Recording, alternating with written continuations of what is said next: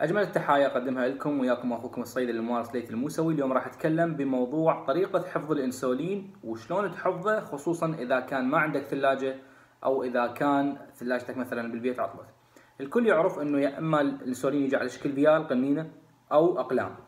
طبعا اثنين لازم ينحفظن بدرجة حرارة 2 إلى 8 درجة مئوية، يعني مو بالفريزر لأنه راح يكسره لأنه هو جزيئات بروتينية، ولا خارج يعني الثلاجة لأنه أيضا راح يتكسر لأنه درجة الحرارة أعلى من 8 درجة. زين إذا أجاك واحد وقال لك إنه أنا مثلا بهذه الفترة كهرباء ماكو أو الثلاجة انطفت لفترة 10 ساعات أو كذا، فشنو استجابتك راح تكون له؟ أو بشكل عام الناس اللي جاي تشاهدني حتى تعرف إيش قد الطريقة أو إيش قد درجة الحرارة المناسبة لحفظ الأنسولين. بالنسبة للأنسولين إذا كان على شكل فيال قنينة، الهيومولين الأخضر أو الجوزي أو الأصفر غيرهن، هذا ينحفظ طبعا 2 إلى 8 درجة مئوية، لكن إذا بدون ثلاجة ممكن أن يحفظ بدرجة حرارة الغرفة اللي هي 15 إلى 25 درجة مئوية، ولكن لمدة 4 أسابيع فقط. يعني شهر واحد تقدر تحفظ الأنسولين بدرجة حرارة الغرفة.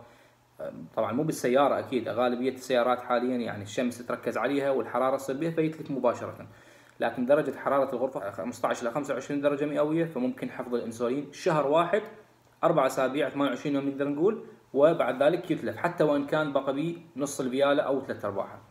أما الأقلام نفس الفكرة ولكن مو شهر، بدرجة حرارة الغرفة 15 إلى 25 درجة مئوية، ولكن أسبوعين فقط ويتلف القلم.